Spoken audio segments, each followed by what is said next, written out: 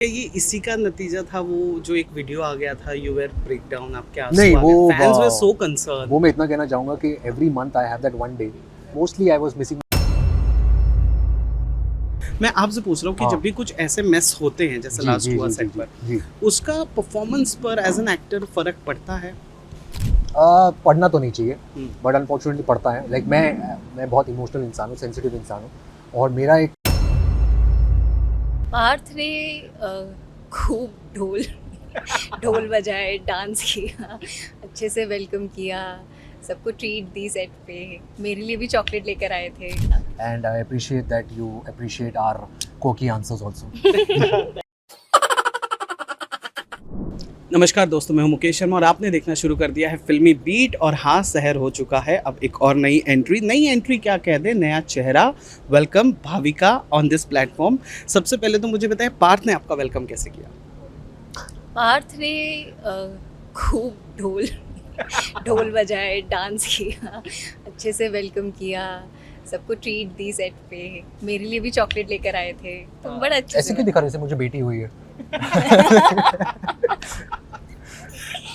How was he as a costar? इसके पहले क्या आपने उनका काम देखा था और क्या आप हेडलाइंस पढ़ के आए थे? क्योंकि बहुत अफवाहें भी उड़ती हैं। क्या अफवाह थी? ऐसी कोई भी अफवाह पार्थ को लेकर या काम देखा था कभी कि यार ये बंदा ऐसे परफॉर्म कर रहा है या ऐसे है? काम तो नहीं देखा था बट मैं जानती थी इन्हें, क्योंकि कसौटी देखा था। और क्या था, मैं भूल गई। सवाल हेडलाइंस मुझे कुछ वो अफवाह अभी भी वो खुशी के इसमें मैंने ढोल खुशी भी में। बजाए ना। हाँ नहीं, बट पार्थ ने बहुत अच्छा वेलकम किया था और ही वाज ट्राइंग कि मैं कंफर्टेबल फील करूँ, और आइस ब्रेक किया, इंटरेक्शन किया, तो आई वाज हैप्पी कि चलो अच्छी को एक्टर है।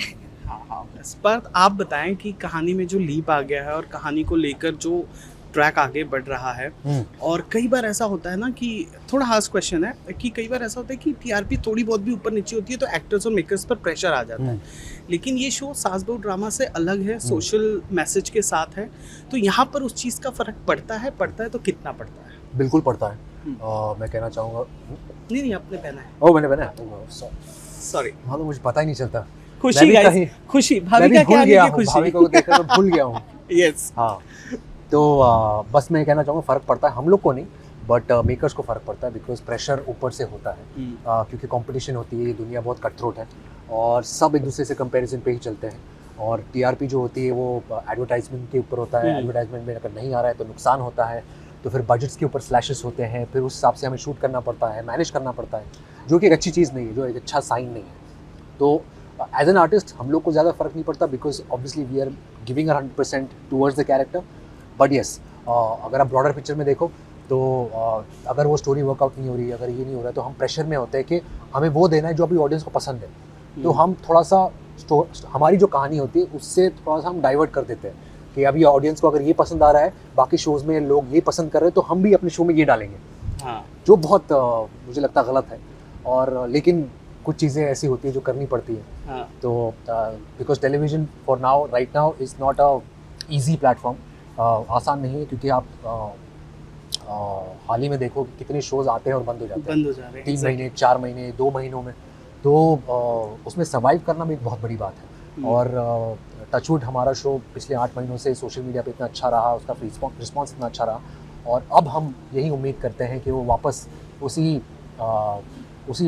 प्लेटफॉर्म पे आ जाए या उसी स्टेज पे आ जाए जहाँ पर वो पहले बिलोंग करता था। आपने इसके पहले भाविका का परफॉर्मेंस देखा था, उसका काम देखा था? नहीं। so much confident, डिस्कस हो चुका है कि ये हाँ ये सब मैं जानती हूँ, ऑब्वियसली हमारी बात तो नहीं, हुई उसने है। पूछा था मुझे, मेरी तारीफ करो, क्या तुम मेरे बारे में जानते हो? Excuse तो मैंने me? कहा मैं नहीं जानता। बिल्कुल भी नहीं, ऐसा मैंने नहीं कहा था।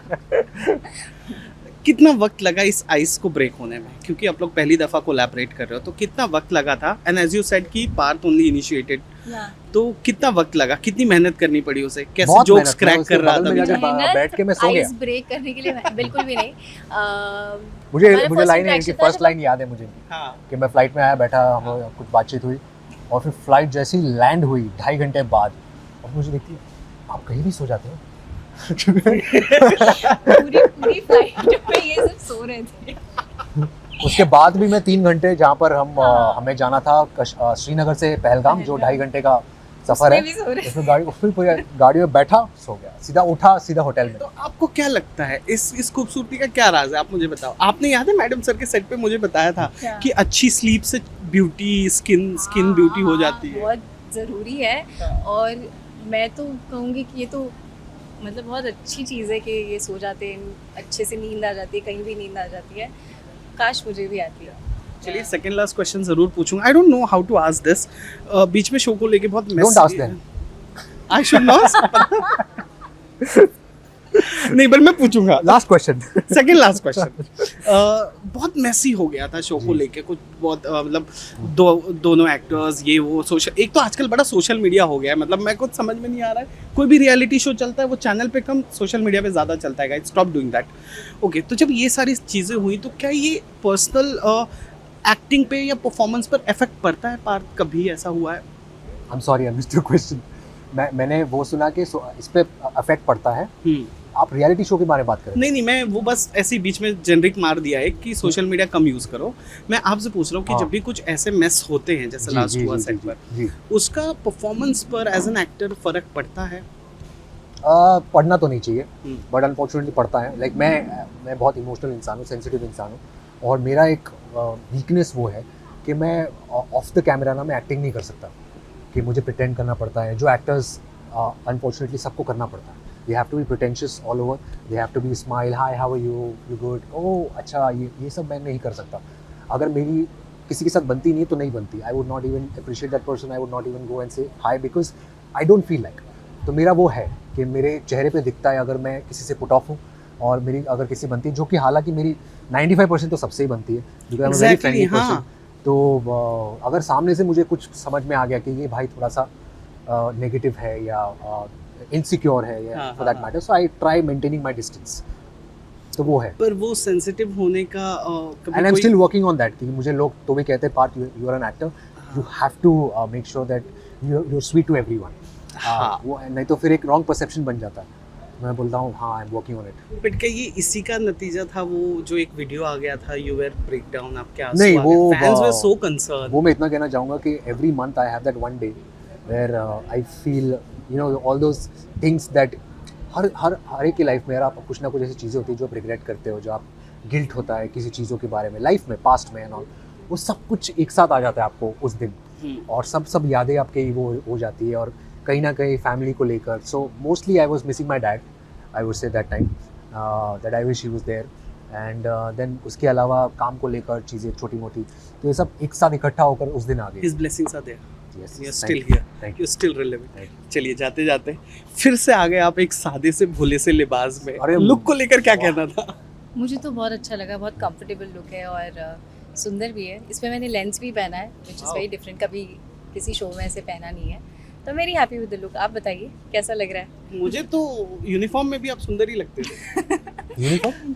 अच्छा, पुलिस। Yeah. हाँ, thank you so much guys. कैसा लगा फिल्मी बीट से बातचीत करके? बहुत मज़ा आया।